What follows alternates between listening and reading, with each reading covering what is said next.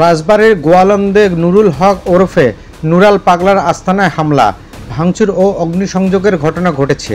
আজ শুক্রবার জুমার নামাজের পর ইমান আকিদা রক্ষা কমিটির পূর্ব ঘোষিত বিক্ষোভ সমাবেশ থেকে একদল লোকের এই হামলা অর্ধশত ব্যক্তি আহত হয়েছেন। পুলিশ ও র্যাব সেনাবাহিনীর ঘটনাস্থলে থেকে পরিস্থিতি নিয়ন্ত্রণে কাজ করেন। স্থানীয় সূত্রে জানা গেছে, গোয়ালন্দ পৌরসভা ৫ নম্বর ওয়ার্ডের নিজ বাড়িতে দরবার শরীফ গড়ে তোলেন নুরুল হক।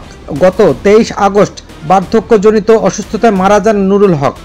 ওই দিন রাতে মাটি থেকে কয়েক ফুট উঁচুতে বিশেষ কায়দায় আস্তানায় তার লাশ দাফন করা হয়।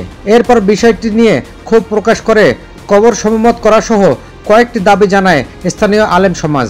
এ ঘটনায় গত মঙ্গলবার সংবাদ সম্মেলনে করে নুরুল হকের আস্তানার অনৈতিক কার্যকলাপের অভিযোগ করে উপজেলা ইমান আকিদা রক্ষা কমিটি।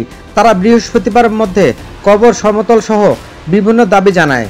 অন্যথায় শুক্রবার জুমার নামাজের পর গোয়ালন্দ আনসার ক্লাব মাঠে বিক্ষোভ সমাবেশ ও মার্চ ফর গোয়ালন্দ কমিটির পালন করার ঘোষণা করেন।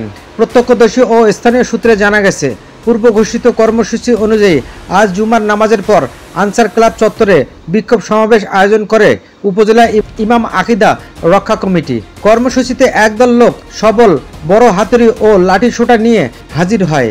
এ সময় উপস্থিত আলেম ওলামা ও আইন শৃঙ্খলা রক্ষাকারী বাহিনী তাদের নিবৃত্ত করার চেষ্টা করলেও এই লোকজন মিছিল নিয়ে নুরুল হকের বাড়ির দিকে রওনা হয়।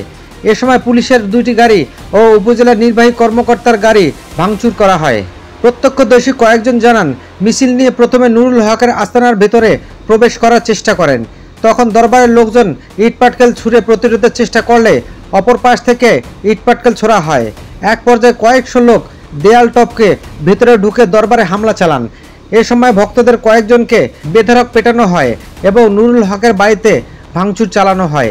পরে নুরুল হকের লাশ কবর থেকে তুলে ঢাকা খুলনা মহাসড়কের গোয়ালন্দ বাসস্ট্যান্ড অদূরে পদ্মার মোড় এলাকায় নিয়ে পুড়িয়ে দেওয়া হয়।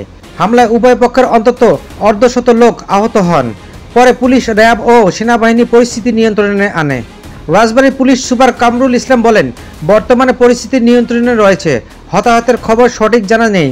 দরবার আইন শৃঙ্খলা রক্ষাকারী বাহিনীর নিয়ন্ত্রণে আছে।